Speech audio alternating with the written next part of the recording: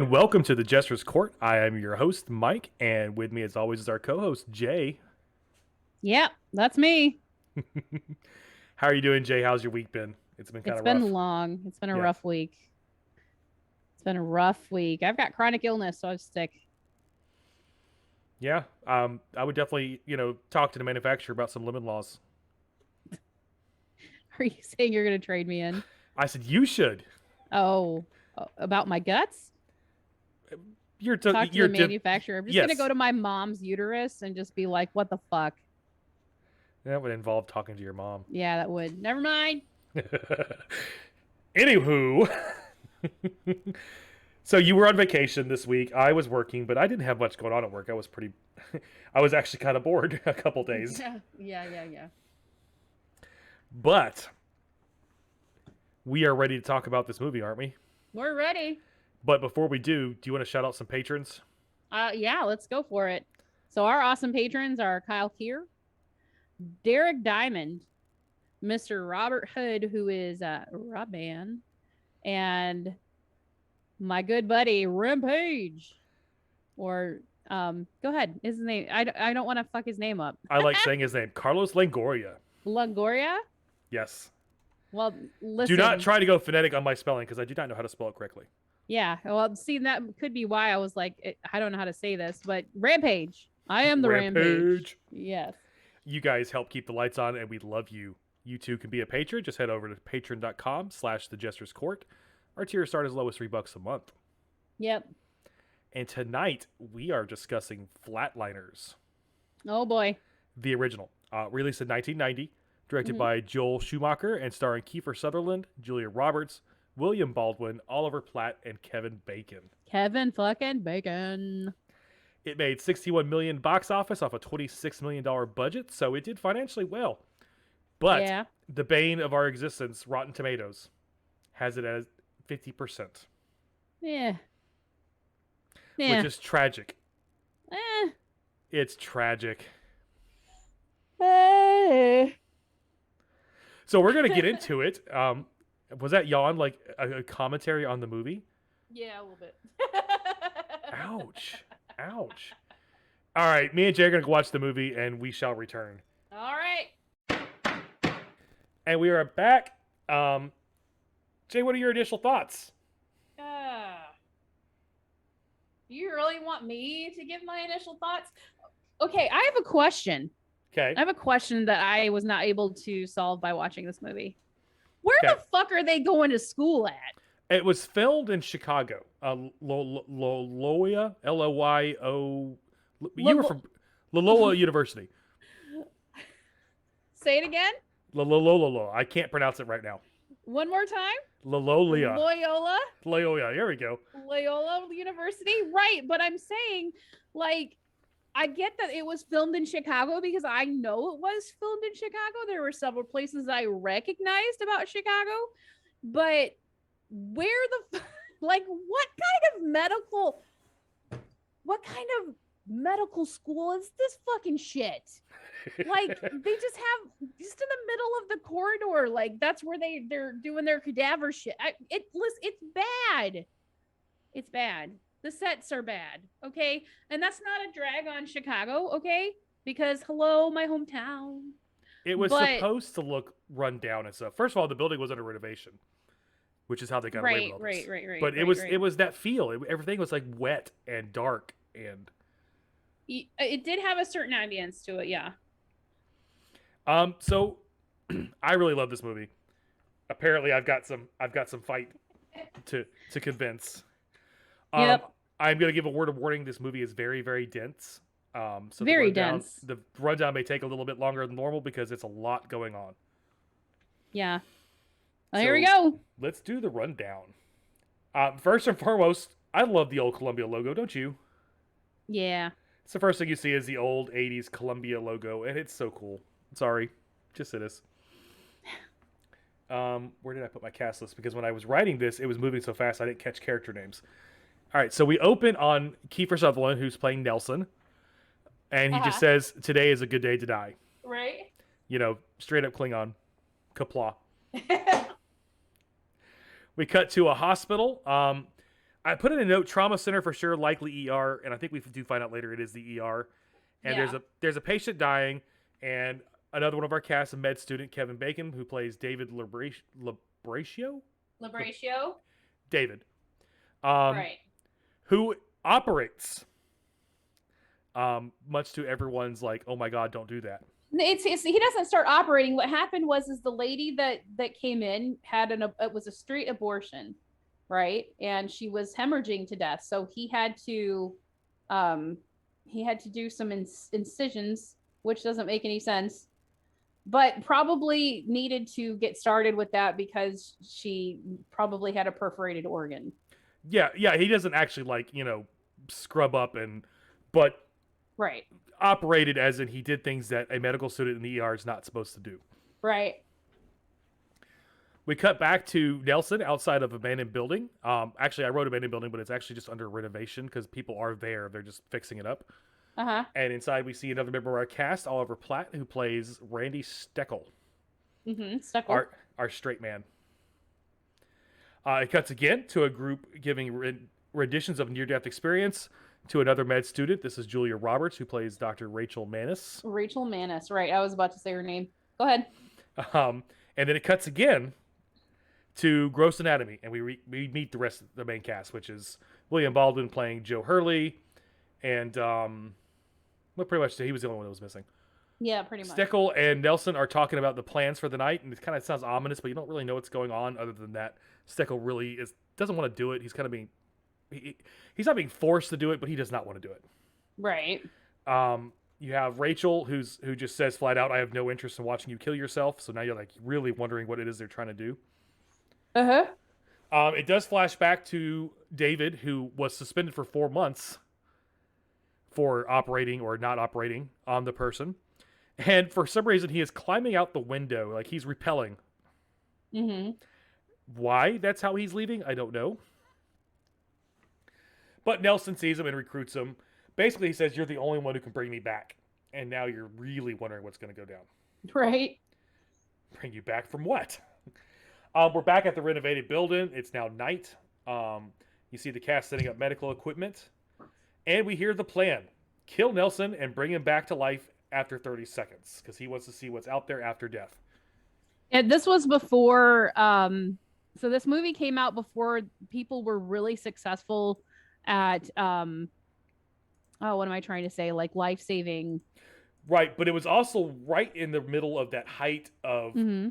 You can see a bright light, and those stories of people who did come back, that was really prevalent right here. Mm-hmm. So I think that's, I don't think, obviously that's what they're going after. So they put him under. I put a note here, cool transition. Him switching over to the, I don't know what you want to call it, the dream world, the afterlife world, the whatever, but it was a really cool transition. And I put a note, are we in Kiefer's mind? But anyway, it's happy and it's bright. There are kids laughing and running in a field. And it's cutting in and out between that and them trying to revive him at this point. Because again, it was only supposed to be 30 seconds. Towards the end of the vision, the world goes dark. You see some random disturbing images, but you can't really get a feel of what's going on. You see a boy standing there, and then Nelson's back. They do a little debrief, asking what he saw, and he said, "There's something out there. It's comforting." And everything seems fine. Yeah. Little do we know. And I think obviously at some point in the movie he starts lying, but I think even at this point, he's lying. Yeah. I think even at this point, he's already, even though he hasn't seen the shit yet, I think he already feels off. Right. But as far as we, the viewer, know at this point, all seems well. Rachel and David fight, not Rachel and Dave, Rachel and Joe, because William Baldwin plays Joe.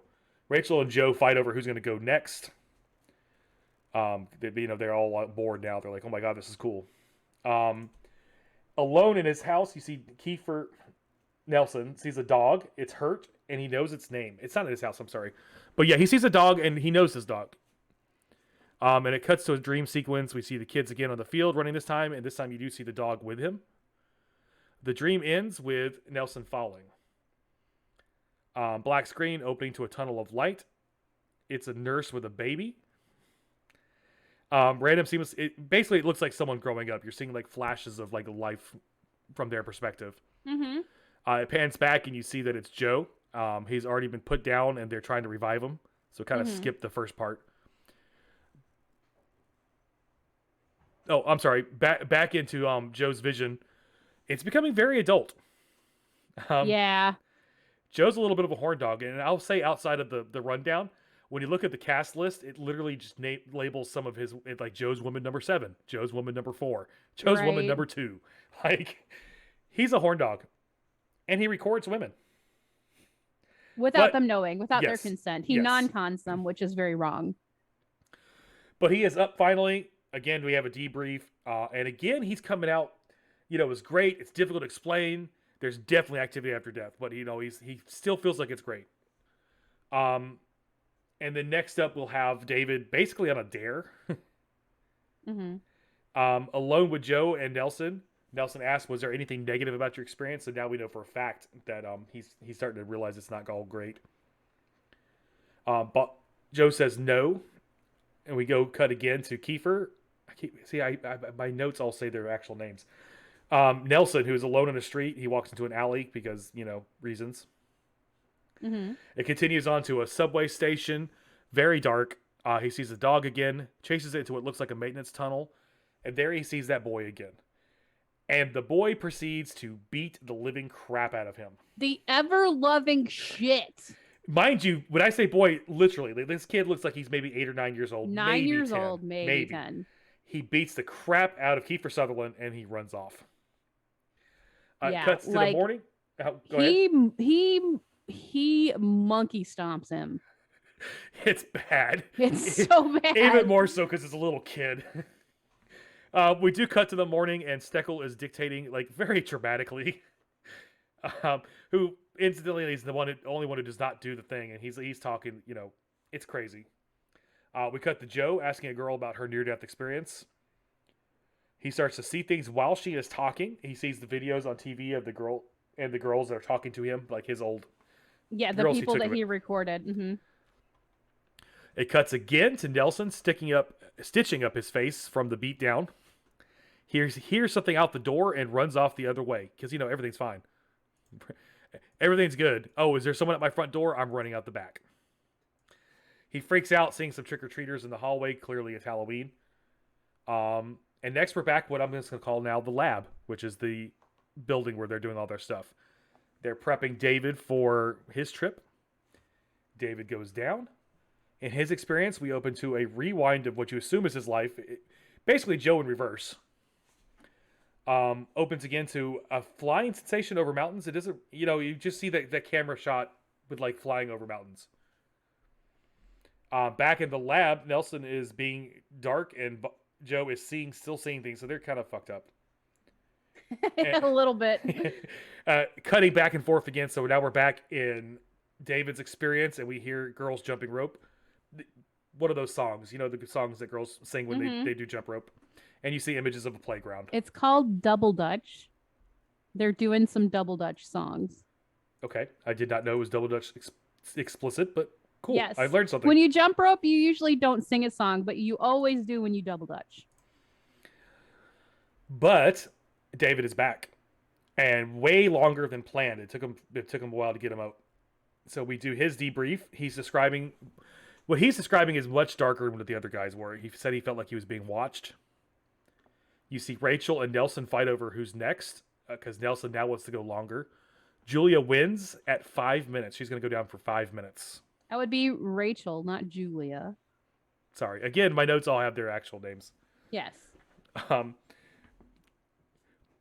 we have Joe, whose hallucinations are getting worse. And we cut again to Kiefer, who comes back home to the boy, who proceeds to kick the crap out of him again. He beats the shit out of him so many times. Look, I'm gonna go ahead and not spoil, but go ahead and jump ahead a little bit and say they all have negative experiences. Mm-hmm. Nelson is the only one who gets physical harm.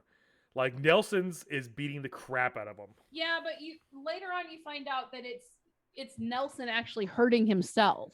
He's just hallucinating. Yes. It is now Rachel's turn. and David is missing. After they begin, David interrupts. So like they're starting on Rachel, wondering why David's not there, and he comes in like while they're in progress and says, "You can't do this," because Right. he, unlike the other two, is admitting that it's a negative experience. He's like, "You can't have her go through this." Right. But it's too late at this point. Yeah, it's too late. Meanwhile, we see Rachel as a little girl. It's a party with her dad coming back home from war. It looks like the Vietnam era, maybe Korea. It's probably Vietnam. This movie was, late 80s, so. Well, it came out in 90, but it was filmed like late 80s. So that tracks. Mm-hmm. A flash a little bit later, like after the party, but still her as a little girl, and she's walking up the stairs to her room with a red light. Inside, you see her dad, but before she goes in, her mom grabs her, and the dad runs off. Yeah. And then she follows him out, and when she gets out there, she finds his truck, and there's a bullet hole through the windshield and a lot of blood. So you get the assumption that Rachel's father committed suicide. Yes. Probably from the PTSD from the war. I have thoughts on that, but we'll mention it when it comes up. Okay. And like all the other scenes, it's flashing back and forth to the real world. And in the real world, due to a power surge, like the water hit the plugs and they lost power, they're having a real hard time getting her back. Right. They are eventually successful. Afterwards, after they get her, kind of safe, David tells us why he interrupted. He's seeing a girl from his past, which leads Joe to fess up, and finally Nelson is like, "Oh yeah, me too." Nelson says, "We brought our sins back with us. Thanks for letting everyone know." They all get so pissed at Nelson. Yeah, because he was the first one, so he definitely knew before anyone else went under that something was wrong. Well, I would say he really didn't know until Joe went under, right? But for sure, David and Rachel. For sure, he felt off, right? Meanwhile, speaking of looking off, Rachel's in the bathroom looking a little off. Yes. She keeps seeing her dad. Yeah, that's what's my next line is she's already getting the hallucinations. So for her, it's happening so much faster. Right. Probably because she was under for so long. Yeah, and more inclusive too, because like she's in the bathroom and the entire bathroom goes red. She sees her father walking up behind her. But then it cuts again because this movie loves to transition. Right. There's so many transitions. We cut over to Nelson, who has secured his apartment against Billy. That's the little boy's name we find out. Mm-hmm. He's battered down the hatches. Like he's not going to get in. Sitting on the floor, he falls asleep. And immediately we're back in the dream with him as a little boy picking on Billy. He awakens to see Billy over his head beating him up again. That little boy kicks the shit out of him. Oh, he does. Deservingly so, as we continue. Yeah, as we see, yep. Back with Rachel, she's still seeing Dad, and runs off to warn a patient of hers what's on the other side. Because there was an old woman she was talking to about the afterlife and about how great it was, and she realized, I can't tell her that it's all peace and everything. I got to go warn her, but it was too late. She's dead. She's dead. Cut again to David, and he's seeing the little girl. He's seeing them pick on the little girl from his dream. And we cut again to Joe, seeing one of his girls from the video. He goes inside the building, he sees another one. They're all repeating his cheesy pickup lines to him. Just throwing it back, prove you love me. And they're literally that bad. Like, yeah. We cut over to David, who's trying to track down the girl from his visions. And kudos for David, Kevin Bacon, because he is the one who figures it out. How to get this stuff off your back. Did you mention his fiance already? I did not. Excuse me. He's hallucinating in his room, and Jay is correct. He finally kind of clears up to the real world, and what he sees is his fiance, who didn't live with him, because he's at school, and she's sitting in his apartment, and she found all his tapes and leaves him. And he deserved that. Oh yeah, he's a sleazeball. Take out the filming without permission, which already is skeezy and you should never do. Mm-hmm. He was also doing this while he was engaged. Well, yeah, and I mean, everybody's got their kinks and stuff, but he's a real gross person. He really is. And they don't play it up as well as they should because it's the 90s and we thought differently back then. But He was in a bad light then. From today's light, he is just sleazeball. Yeah, that's sexual assault. But anyway, yeah, sorry. So that was a line that I skipped over that Jay caught. We do see, as I said, David is trying to track down the little girl from his visions. He gets her number and address, and as he's leaving, he runs into the freshly beaten up Nelson, who decides to tag along because he's afraid to be alone. He's afraid to be alone, yeah. Which is understandable. We cut again to Rachel in the anatomy lab, and the room goes red again. Her cadaver turns into her dad and starts to get up. She flashes back to reality, knocking over her instruments and running off with Joe following. Cut again to Nelson and David. They've arrived at the girl's house. David goes in, leaving Nelson behind. And we meet Winnie, which is the little girl's name for the visions. She lets him in. They talk. David apologizes to her for bullying. And before you see her reaction, you kind of cut back out to the truck where Nelson has company. He yells for help, and it cuts back to David still talking with Winnie. She thanks him as he leaves. Back at Nelson, Billy appears in the truck and, true to form, starts beating him again. Yeah.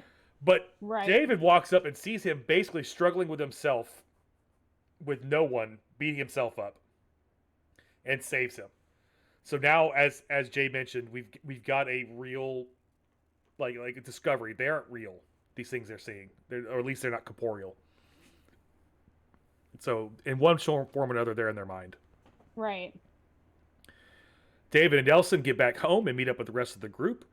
They fight because everyone's big mad that Nelson's a jackass. Rachel walks off. David follows her, and the rest go to atone to find Billy. Rachel tells David the story of her father. David basically talks her down. It's like, you can't blame yourself. You were a kid. And you cut over to the other boys. Nelson leads the others through the old neighborhood. They end up in a cemetery at the grave of little Billy. So, yeah, I can't make amends. This scene made me so mad. This scene made me so mad. You want to know why? It's because he's standing at the grave of this child that he threw rocks at, and the kid fell out of the tree and died, right? Mm-hmm. So he murdered this child. Yes. And he's saying things like, you little shit, here I am. And then he has the audacity to go, I got sent away from my family at the age of 9. And I had to spend so many years in a boys' school, blah, blah, blah. Isn't that enough? I'm like, you murdered this kid. Yeah. No, it's not enough. And unlike any of the others, feels like no remorse at all. Like zero remorse. Which is probably why he's the only one getting physically beat, because he killed the kid, 1, and 2, he does not feel, at least he's not admitting to feeling guilty about it. He's like, aren't we even? I went to a boys' school. Exactly. I mean, they talk about how he really blames himself, and I'm like, yeah, he fucking should. Killed the kid and hurt the damn dog. And well, the dog died. That's why the dog is always with Billy.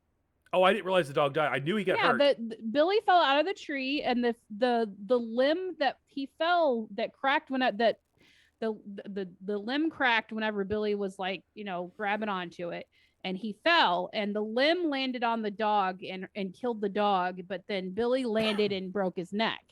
Yeah, see, I got all that except for that the dog was dead, because earlier you saw the dog limping, and I thought maybe he just broke his leg or something. But yeah, so yeah, even worse, he killed the fucking dog. Yeah, but I mean, and they go on and they say things like, yeah, Nelson's really beating himself up, but it doesn't seem like Nelson is beating himself up at all. Well, he's literally beating himself up, but well, yeah, but what I'm saying is that when they say beating himself up, they mean like emotionally, like he really blames himself, and I'm like, yeah, because he fucking should. Anyway, I'm sorry. It made me so mad. I was like, man, they talk about the entitlement in this day and age. Look at this fucking guy. Well, and I should point out, too, that you're not supposed to like Nelson. No. He is as close Kiefer to it. Sutherland is so good at playing like a bad guy. Oh, yeah, especially this day and age. I mean, like in the 80s, oh, good. Anyway, he's as close to an antagonist as you'll get in this movie. Right. Speaking of Nelson, he has a sudden thought, and he takes off, leaving the others stranded. Mm-hmm. We cut back to Rachel, who wakes up, and she sees the red light again. She goes into the bathroom, but just before she gets to Dad, David comes in and pulls her back to reality and says he has to go help the others. He comes to save her and he's like, okay, you're good now, right? I can go? Anyway. Rachel, now alone again, slips back into the delusion. She's in her childhood home, walking around, and it's the day her dad killed himself. She walks up the stairs, just like when she was a little girl, opens the bathroom door, and sees Dad. She walks up, this time uninterrupted by Mom, and she sees Dad is using heroin. Yeah. He turns to her, apologizes, asks for forgiveness. It wasn't her fault. The red fades into a bright white. And this is where I'll talk about, I think he shot himself because his kids saw him using heroin. I think that he shot himself because his kids saw him using heroin because he was using heroin because he had PTSD. Oh, well, yeah. The line connects exactly like that, yes. But, all's good now. He's forgiven her. You get this nice bright light, which in the very dark movie, so it really stood out. He's forgiven her, but she never had anything to be forgiven. It's not really him. So right. We've established these are in their mind. So when I say he's forgiven her, it's her really. You're right. It's forgiving herself. Right. But the actual thing you see is he forgives her. Right. Or actually he tells her. He asked for her forgiveness. So. Yeah, she forgives him. So we cut to David, who meets up with Steckel and Joe. Back with Rachel, Nelson calls her and says he's sorry for all of this. Tells her he's going to go under again and hangs up. And he is back to the lab with everyone trying to get to him. Nelson manages to put himself under. So he's back in the field. In the real world, the boys have arrived and start to work to revive him. Back in his vision, you see Nelson is reliving the death, except in reverse. Billy has him in the tree, so now it's him up in the tree, and Billy's throwing rocks at him. He apologized to Billy right as he's falling. So he, as Billy did, he falls out of the tree, and he's apologizing. He lands on the ground, and we cut back to the real world. It is not looking good. They are trying to bring him back, but it's been more than 10 minutes now. Which, if I recall, we're in brain damage territory at that point. Yeah. But back in the field, Nelson gets up to see Billy looking down on him, smiling. And just like with Rachel, it gets a little brighter. We know that there's forgiveness there, but this one is a little different than Rachel's setup, because are we saying that he forgives himself? Because I don't know if he should forgive himself. You're a dick. You murdered that kid. Back in the real world, they get him back miraculously. And credits. Yep. That is our movie. And again, it was a very dense, a lot of bouncing around. We made the comment when we were talking on the Innsmouth Rag, because we talked about transitions of that show, that this movie just bounced and bounced and bounced. Everywhere. It was all over the fucking place. Okay, so, complaints. Let's talk about some complaints. A lot of people said, bad writing, no plot. I don't get any sense of that. Like, the dialogue's good. It's an interesting story. Yeah, it's not badly written, but it's poorly done. How so? Okay, so when I say it's poorly done, I mean, like, they missed the mark on where this movie could have gone vastly. Explain. What do you want me to say? Like, what way do you think it should have gone? There's so much more they could have done with it. There's so much more elaboration. They spent too much time trying to tell their individual stories so close together that it bounced around, and honestly, it shouldn't have. I see where you're going, and I think I agree in that. I think it would have been a stronger story if we kept it down to like two of them. Yeah, like maybe Nelson and Rachel. And spent the rest of the time exploring what was going on with them. I think you're right. Because you don't really need Joe's stuff. Right. You don't see him get redemption. No. He kind of just fades to the background because he's just a sleazy guy who deserves to get, all the bad shit happen to him. Right. Whereas with Nelson, you have a real story. With David, you have like real redemption because David's the one who figured it out, and he went to the woman and said, "I am so sorry." You know what I mean? Right. And with Rachel, you have her actually working through some real stuff. So I think you're right. I think you could have lost, for sure you could have lost Joe. And since the other guys were both bullying stories, you could have lost one of them too because they had the same sin. They did. Slow moving was a complaint, and I'll give it that. It's not a fast paced movie, but it shouldn't. I don't think it should have been. It is kind of a slower burn, right? What I really want to talk about here is the last complaint, but the big one.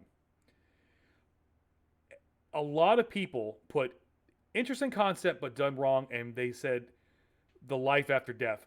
So they wanted to see what actually happened after you die represented in this movie. Right. I don't think that's a good idea. No. I think that's I agree that's what people were expecting to see, and that's exactly why you should not have done it. But and this like these people obviously have never talked to somebody who's been resuscitated before. You think? Yeah, because if they would have done that, it would have just been a whole movie about people going to therapy.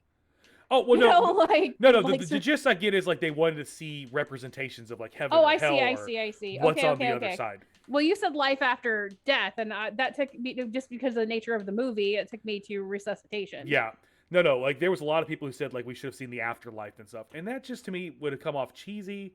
Yeah, but see, these people weren't dead. I mean, they were, but they were resuscitated. So why would it be representing that thing? To me, it always represented like the. So basically, these things were the purgatory that they were building for themselves. Yeah, and to me, that was a way more interesting story. Yeah. You know, what happens on the other side is all the shit I fucked up is coming after me. That's right. That to me was a better thing. Because if you follow theology, purgatory is the first place, isn't it? Yeah, in Catholicism. So purgatory is like monotheism, neither. Yeah. It's not up or down. It's just there. It's kind of like the waiting area in between. It's like when you go to the doctor and you check in and you're in between the doctor and the lobby, you know? But that's another problem with doing it that way is whose afterlife do you use? Exactly. Are you going to pull a South Park and be like, the Mormons? The Mormons had it right. We're declaring it now. Right. And I mean, there was no real religion in this movie. So, I mean, they would have had to have elaborated a whole lot more to be able to do that life after death thing. And it would have been lame. This was way more interesting. Well, and again, you know, like if you go by monotheism, you're talking about the purgatory, right? So these are the purgatories that Rachel and Nelson and Joe and David had built for themselves. Which allowed the characters to grow. Exactly. Except for Nelson, who's a dick. See, now I have more than just negative things to say about this goddamn movie. I didn't say you didn't. We know my opinion. I like the film. It's one of my favorites growing up. Because this movie came out when I was like 10, and I probably shouldn't have been watching it, but I did. Mm-hmm. It's just one of my favorites. It's very dark. It's very grimy. You know, it's not what you expect to see when you're talking about med students, like you said in the beginning. It's like, where are they doing this? Like, it really is. It looks like an abandoned. I didn't realize it was the University of Loyola. Yep. Which I don't think it's called the University of Loyola anymore. I think it's just called like Northern Illinois University. But there's a whole bunch of them. There's like University of Chicago. There's, anyway. Yeah. That's me being Midwestern right now. Did I ever tell you that I saw this at the drive-in? Have I ever told you the stories about the drive-in when I was growing up? No, to both counts. I did not know you'd seen this at the drive-in. Yeah. I did not know you had a thing at the drive-in. So I grew up in a little town called Aurora, Illinois. And it's not really that little. Well, not since Wayne's World. It never really was that little to begin with, right? But I grew up on the east side. Like, it's big enough that we have an east, west, north, and south, right? But really, the only ones you ever talk about are east and west and north, right? Mm-hmm. There's nobody ever talking about there. I'm from the south side of Aurora. Nobody talks about that. Don't know why. But the reason why I mention it is because there are 3 different high schools specific. I mean, there are more high schools, but specifically the big ones in Aurora were east, west, and north Aurora. And so we were big enough to have that, but we had a drive-in theater right on the outskirts of Aurora, Illinois. And that is where I watched movies most of the time growing up. And when we would get to the movie theater, half the time we'd be hiding in the trunk, just so you know. So you didn't have to pay for the heads in the trunk. Right. Or, I was young enough that even up until the age of 18, I could pass for a 12-year-old. So I didn't have to pay for it. Now, with that being said, the drive-in shut down when I was like 16, right? Because everyone was ripping them off.